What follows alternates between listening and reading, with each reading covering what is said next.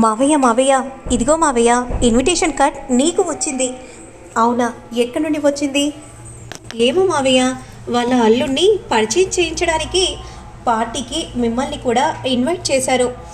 అయితే మరి వెళ్తావా తమ్ముడు అని విజయాంబిక అనగానే, లేదక్క, నేను వెళ్ళనక్క, ఇప్పుడు నా స్థాయి తక్కువైంది. అలాంటప్పుడు నేను అక్కడ అడుగు పెట్టే అర్హత కూడా నాకు లేదు. ఎందుకు తమ్ముడు అలా మాట్లాడుతున్నావు? స్థాయి అనేది వాళ్లకు కనిపించలేదు. అలాంటప్పుడు నీకు ఇన్విటేషన్ పంపించారు. వాళ్ళు ఎంత మంచి మనుషులైతే ఇన్విటేషన్ని నీకు పంపిస్తారు. చూడు మావయ్య, కుటుంబ సభ్యులతో సహా సూర్యప్రతాప్ గారు మీరు తప్పకుండా రావాలని ఇన్విటేషన్ కూడా ఇచ్చారంటే ఎంత గొప్ప మనుషులు మావయ్య. తమ్ముడు, నువ్వు ఖచ్చితంగా వెళ్ళాలి అనే విధంగా విజయాంబిక అంటూ ఉంటే ఇక వెంటనే సూర్యప్రతాప్ అలానే చూస్తూ ఉంటారు. అది కాదక్క, ఎందుకక్క, తమ్ముడు ఇన్విటేషన్ ఇచ్చినప్పుడు వెళ్ళకుండా ఉండటం అది సంస్కారం అనిపించుకోదని నువ్వే అంటావు కదా. సరే అక్క, వెళ్తానులే, నీతో పాటు రూపని కూడా తీసుకెళ్ళు తమ్ముడు. ఎందుకక్క? ఎందుకంటే రూప కూడా నీతో వస్తే బాగుంటుంది అనే విధంగా చెప్పగానే, సరే అక్క అనే విధంగా అంటూ సూర్యప్రతాప్ ఇక అక్కడి నుండి వెళ్తూ ఉంటే, మమ్మీ మన ప్లాన్ సక్సెస్ మమ్మీ, మనం అనుకున్నట్టుగానే జరుగుతుంది మమ్మీ అనే విధంగా అనుకుంటూ చాలా సంతోషపడిపోతూ ఉంటారు ఇద్దరు కూడా. మరోవైపు సూర్యప్రతాప్ రెడీ అవుతూ ఉంటే, ఏంటి నాన్న ఎక్కడికి వెళ్తున్నారు? అమ్మ నువ్వు కూడా త్వరగా రెడీ అవ్వమ్మా, పార్టీకి వెళ్తున్నాం, ఇన్విటేషన్ కార్డు వచ్చింది. నేనెందుకులే నాన్న, మీరు వెళ్ళండి నాన్న, నువ్వు నాతో పాటు వస్తున్నావమ్మ తల్లి అని అనగానే, సరే నాన్న అనే విధంగా అంటూ రెడీ అవ్వడానికి రూప అక్కడి నుండి వెళ్తూ ఉంటుంది. మరోవైపు ఇక ఎరా రాజు, రెడీ అయ్యావా? త్వరగా పదరా, అసలే అక్కడ వియ్యంకులు గారు తెగ ఫోన్ చేస్తున్నారు అని అనగానే వెంటనే ఇక రాజు కోపంగా, పదంటమ్మా అని ఏంటో అందరూ కూడా బయలుదేరుతూ ఉంటారు. ఇక శ్వేత మాత్రం ఫోన్ చేస్తుంది. ఆంటీ ఎక్కడ దాకా వచ్చారంటీ? వచ్చామమ్మా, దగ్గరలోనే ఉన్నాం అనే విధంగా అంటూ ఉంటుంది. ఇక వెంటనే పార్టీలో రాజు ముత్యాలు అడుగు పెట్టగానే, వచ్చేసారా ఆంటీ? వచ్చేసావా రాజు? రా రాజు అని అంటూ ఇంట్లోకి వెల్కమ్ చెప్తూ ఉంటుంది శ్వేత. అల్లుడు వచ్చేసావా? విఐపీలు అందరూ కూడా వచ్చేసారు అల్లుడు, నీకోసమే ఎదురు చూస్తున్నాను అనే విధంగా అంటూ ఉంటే రాజు మాత్రం అలానే చూస్తూ ఉంటారు. ఇక మరోవైపు మాత్రం సూర్యప్రతాప్ ఆటో నుండి దిగి అలా పార్టీలోకి నడుచుకుంటూ వస్తూ ఉంటే మరోవైపు రాజు ఇలా మాట్లాడుతూ ఉంటారు.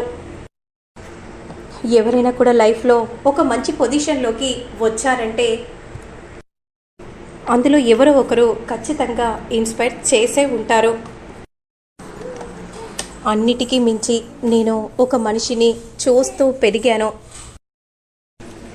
అసలు ఆ మనిషి ఎవరు సార్? చెప్పండి సార్, మిమ్మల్ని ఇంతగా ఇన్స్పైర్ చేసిన వ్యక్తి ఎవరు సార్? చెప్పండి అనే విధంగా అంటూ ఉంటే, అతను ఎవరో కాదు, మా పెద్దయ్య. నేను మా పెద్దయ్య గారి ముందు పిఏగా పనిచేశాను, సూర్యప్రతాప్ గారు అనే విధంగా చెప్పగానే ఆ మాట విన్న సూర్యప్రతాప్ ఒక్కసారిగా షాక్ అయిపోతారు. ఇక రూప మాత్రం అలానే షాకింగ్గా చూస్తూ ఉంటుంది. అంతలో సూర్యప్రతాప్ రాకని చూసిన రాజు కూడా షాక్ అయిపోతాడు. ఇక ముత్యాలు అప్పలనాయుడు మాత్రం, ఏంట్రా నువ్వేం మాట్లాడుతున్నావు అనే విధంగా అంటూ ఉంటే, చూసావా నాన్న, మీరు రాజుపై కోపాన్ని పెంచుకున్నారు, కానీ రాజు మీపై ప్రేమని పెంచుకున్నారు. 10 మందిలో కూడా గర్వంగా మీ పేరు చెప్పే స్థాయిలో ఉంచాడు నాన్న, కానీ మీరే రాజుని తప్పుగా అర్థం చేసుకున్నారని అనిపిస్తుంది నాన్న అనే విధంగా అనగానే, రూప అనే విధంగా ఇక సూర్యప్రతాప్ ఏం చేయాలో అర్థం కాక కోపంగా అలానే రూప వైపు చూస్తూ ఉంటారు. అప్పుడు వెంటనే రాజు మాత్రం కంగారు పడిపోతూ అలా చూస్తూ ఉంటే అంతలో శ్వేత తండ్రి వచ్చారా సూర్యప్రతాప్ గారు? మీకోసమే ఎదురు చూస్తున్నాను, ఆ ఇద్దరి దంపతులను ఆశీర్వదించండి, మా అల్లుడు గారిని నా కూతుర్ని మీ చేత ఆశీర్వదిస్తే నేను చాలా సంతోషపడతాను అని ఈ విధంగా చెప్పగానే ఇక ప్రతాప్ మాత్రం ఏం చేయాలో అర్థం కాక మౌనంగా స్టేజ్ ఎక్కుతాడు. రూప అలానే షాకింగ్గా రాజు ఎదురుగా వచ్చి నిలబడి చూస్తూ ఉంటుంది. ఇక శ్వేత ఇలా అనుకుంటూ ఉంటుంది, ఇదేంటి ఎదురుగా వచ్చి దిష్టి బొమ్మల ఇలా చూస్తుందేంటి, పైగా రాజు వైపే చూస్తుంది అనే విధంగా కోపంగా శ్వేత మనసులో అనుకుంటూ చూస్తూ ఉంటే అదే సమయానికి అక్షంతలు సూర్యప్రతాప్ చేతిలో పెట్టగానే సూర్యప్రతాప్ మాత్రం ఆ అక్షంతలని అలానే చూస్తూ ఉంటారు. ఏంటయ్యా, ఏం జరుగుతుందయ్యా? ఏ సూర్యప్రతాప్నైతే అసలు మన గుమ్మం ముందు అడుగు పెట్టకూడదని అనుకున్నామో వాళ్ళే ఇక్కడ ఉన్నారేంటి? అసలు ఆ సూర్యప్రతాప్ నా కొడుకును నా కోడల్ని ఆశీర్వదించడం ఏంటి? ముత్యాలు, ఆపుతావా? ఇక్కడ అందరి ముందు ఒకరిని కించపరిచేలా మాట్లాడితే ఆ తరువాత మనం ఒకరి ముందు తలదించుకోవాల్సి వస్తుంది. నువ్వు కాసేపు కామ్గా ఉండు అని అప్పలనాయుడు కోపంగా అనగానే వెంటనే ముత్యాలు కోపంగా సూర్యప్రతాప్ని చూస్తూ ఉంటుంది. ఇక మరోవైపు సూర్యప్రతాప్ శ్వేత దగ్గరకు వచ్చి అలా అక్షంతలేసి ఇద్దరిని కూడా ఆశీర్వదిస్తూ ఉంటే రూప ఒక్కసారిగా షాక్ అయిపోతుంది. వెంటనే రూప అలా కళ్ళు తిరిగి క్రింద పడిపోతూ ఉన్న సమయంలో సూర్యప్రతాప్ మాత్రం రాజుపై అక్షంతలు వేయబోతూ ఉంటే అప్పుడే గబగబా పరిగెత్తుకుంటూ వచ్చి రూపను పట్టుకుంటాడు.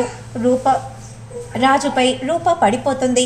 అందరూ కూడా షాకింగ్గా చూస్తూ ఉంటారు. అమ్మాయి గారు అని రూప ఈ విధంగా అంటూ ఉంటే శ్వేత మాత్రం షాకింగ్గా ఇదేంటి అమ్మాయి గారు అని రాజు అంటున్నాడేంటి, అసలు రాజుకి ఏమైంది అని విధంగా శ్వేత షాకింగ్గా అలానే చూస్తూ ఉంటే సూర్యప్రతాప్ చేతిలో ఉన్న అక్షంతలు క్రింద పడతాయి.